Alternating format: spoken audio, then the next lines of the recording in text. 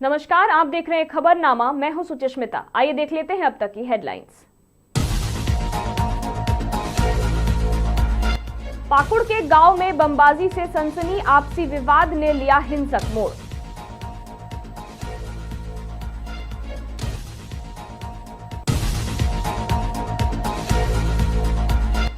अंडाल की कोल साइडिंग में बोरे से बरामद हुआ अज्ञात शव, इलाके में हड़कंप।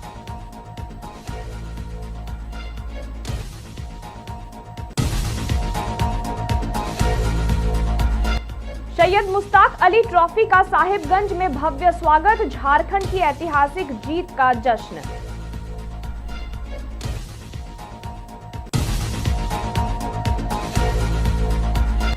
काक्षा में पुलिस की बड़ी कार्रवाई, हथियार और कारतूस के साथ युवक गिरफ्तार।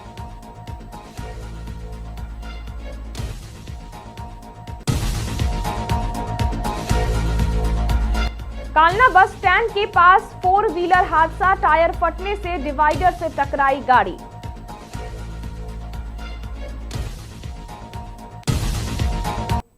अब बढ़ते हैं विस्तारित खबरों की ओर।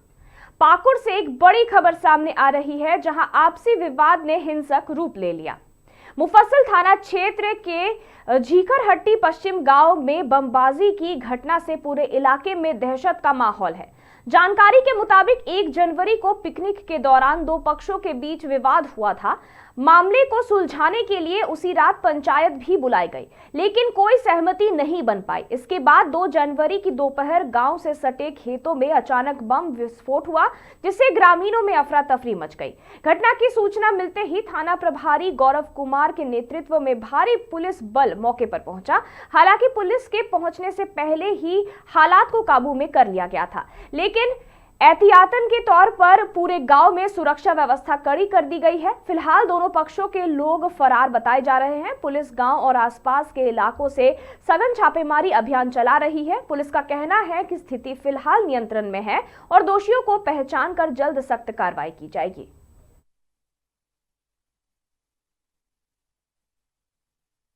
मैंने थाना प्रभारी से मेरी बात हुई, उन्होंने बताया कि कल नए साल में लोग आपस में पार्टियां कर रहे थे, गांव से अलग खेत में बैठ करके, और उसी क्रम में 2 पक्ष में जो विवाद हो गया और विवाद को लेकर के जो है गाली गलौज हुआ। मुखिया के नेतृत्व में कल रात में वहाँ पंचायती बैठी थी और मोटा मोटी पंचायती हो भी गया था, लेकिन फिर फैसला नहीं हो सका। आज पुनः दिन में वो लोग डरने लगे और जब पुलिस को इसकी भनक मिली तो पुलिस जब यहाँ से गई तो पुलिस को पता चला कि जहाँ पर कल वो लोग पिकनिक का पार्टी खेत में कर रहा था, वहाँ पर उन लोग के द्वारा 3 बम फोड़ा गया है बस्ती से दूर पे। उसमें कोई हताहत नहीं है और कुछ बम नुमा कुछ ऐसा कुछ बरामद भी नहीं हुआ है, लेकिन थाना प्रभारी ने बताया कि बम वहाँ पर फोड़ा गया है। और पुलिस जैसे ही पहुंची तो वहाँ पर मर्द लोग कोई नहीं थे, सिर्फ महिलाएं थी जो आपस में उलझी हुई थी, एक दूसरे से बातें कर रही थी। पुलिस जो है इसको गंभीरता से ले रही है और मैं इनका स्पष्ट निर्देश है कि इसमें अगर कोई व्यक्ति FIR नहीं भी करने आते हैं तो पुलिस के द्वारा सख्त कार्रवाई की जाएगी अपने बयान पे।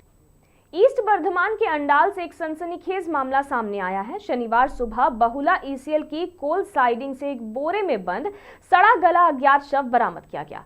कोयला लोडिंग के दौरान डोजर ऑपरेटर दिनेश राय की नजर बोरे जैसे संदिग्ध वस्तु पर पड़ी। संदेह होने पर वरिष्ठों को सूचना दी गई, जिसके बाद बोरे में शव होने की पुष्टि हुई। सूचना मिलते ही अंडाल थाना अंतर्गत बाबहाल चौकी के पुलिस मौके पर पहुंची और शव को कब्जे में लेकर जांच शुरू कर दी। मृतक की पहचान अब तक नहीं हो सकी है। यह शव कोल साइडिंग में कैसे और किन हालातों में पहुंचा, पुलिस हर एंगल से मामले की जांच कर रही है।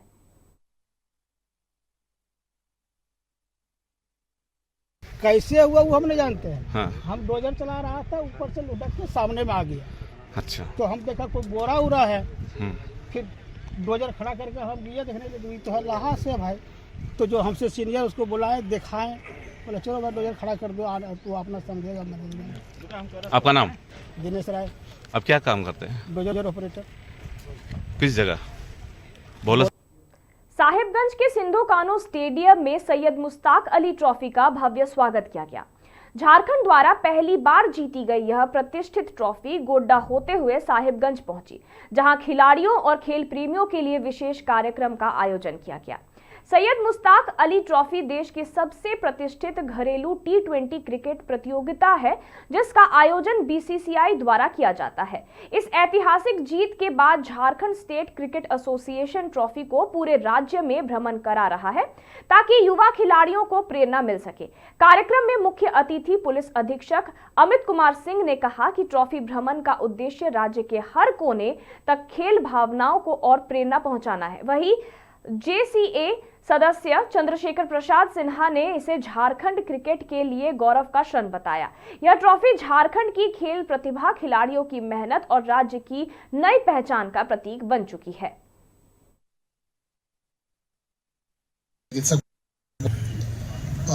ये घुमाने का परंपरा रामायण काल से ही चल रहा है हमारे देश में।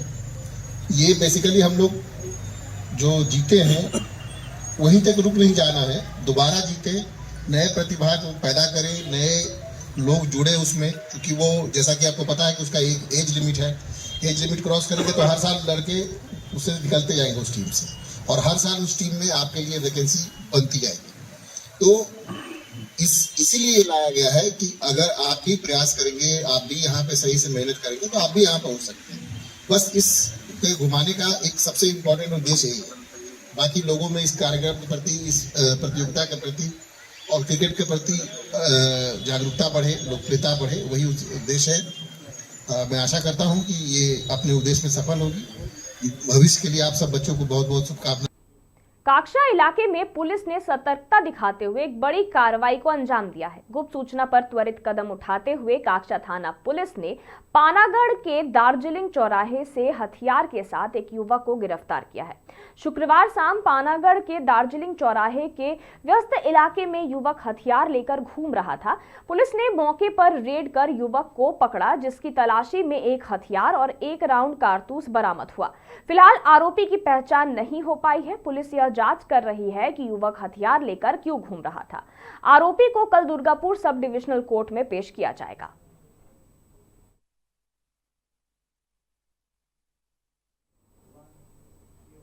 कालना बस स्टैंड के सामने उस वक्त अफरा तफरी मच गई जब एक 4 व्हीलर का अगला टायर फट गया और गाड़ी कंट्रोल खोकर सड़क के बीच बने डिवाइडर से टकरा गई।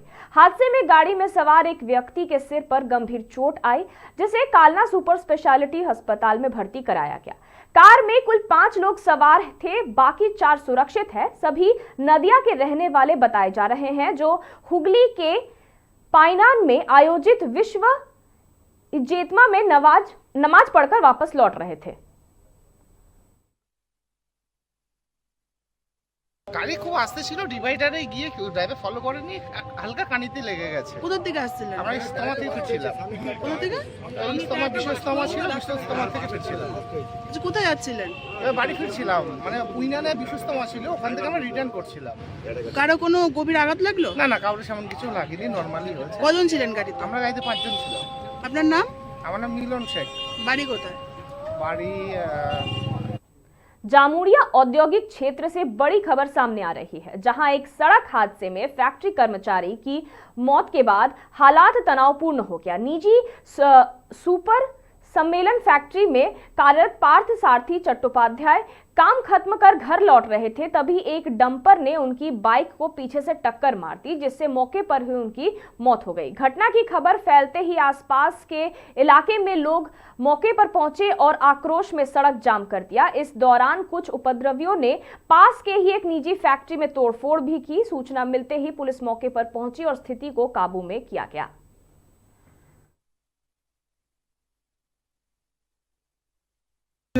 আমাদেরই গ্রামের পাশের বাড়িরই ছেলে, আমাদের চ্যাটার্জিদের ভাই, আমাদের ও এই সুপারে কাজ করতো। প্রত্যেক দিন সকালে আসতো 8টার সময়, 5টার সময় ও ছুটি হতো, তারপর যেত। আজকেও সেই রকমই ও ডিউটি করে বাড়ি ফিরছিল, বা এখানে যখন গাড়িটা ও টার্ন করে তখন একটা ডাম্পারটা এসে মারে এবং সঙ্গে সঙ্গে স্পট ডেথ হয়ে। ডাম্পারটা এখানে দাঁড়িয়ে আছে, ডাম্পারটাকে আমরা ধরেছি। তারপর আমরা খবর পাই, আমরা সঙ্গে সঙ্গে মোটামুটি 10-15 মিনিট 8 ঘন্টার মধ্যে সব গ্রামের মানুষ এসে জড়ো হয়ে এখানে, তারপরে ইকড়ার মানুষরাও সব এখানে তার আগেই এসেছে, ডাম্পারটাকে ধরেছে। এখন আমরা এখানে ফ্যাক্টরির সঙ্গে একটা বোঝাপড়া করতে চাই, দাবি দেওয়া। দুটো ছেলে আছে, তার বাচ্চা আছে দুটো, একটা 6 মাসের একটা আছে 6 বছর 5 বছর 6 বছরের হবে, স্ত্রী আছে, ঘরে বৃদ্ধ মা আছে, মরণাবস্থ অসুস্থ। वर्धमान से एक खबर सामने आ रही है जहां नए साल की शुरुआत के साथ ही शहर को एक बड़ी सौगात मिली है। वर्धमान का ऐतिहासिक वंशगोपाल टाउन हॉल अब नए कलेवर में नजर आया। करीब 4 करोड़ रुपए की लागत से वर्धमान म्यूनिसिपैलिटी की पहल पर इस 100 साल पुराने टाउन हॉल का रेनोवेशन पूरा किया गया और इसका विधिवत उद्घाटन किया गया। उद्घाटन समारोह में राज्य के पंचायत मंत्री प्रदीप मजूमदार, मेयर परेश चंद्र सरकार समेत कई जनप्रतिनिधि मौजूद रहे। रेनोवेशन के दौरान हाल की पुरानी संरचना को बरकरार रखते हुए पूरे सिस्टम को मॉडर्न बनाया गया। नई कुर्सियां, बेहतर लाइट और साउंड सिस्टम के साथ अब यह टाउन हॉल फिर से शहर के सांस्कृतिक केंद्र के रूप में अपनी पहचान मजबूत करेगा। मेयर परेश चंद्र सरकार ने कहा कि आने वाले दिनों में इस ऐतिहासिक धरोहर की खूबसूरती बनाए रखना सभी की जिम्मेदारी होगी। टाउन हॉल के नए लुक से शहर के लोगों को खासा सुख नजर आया।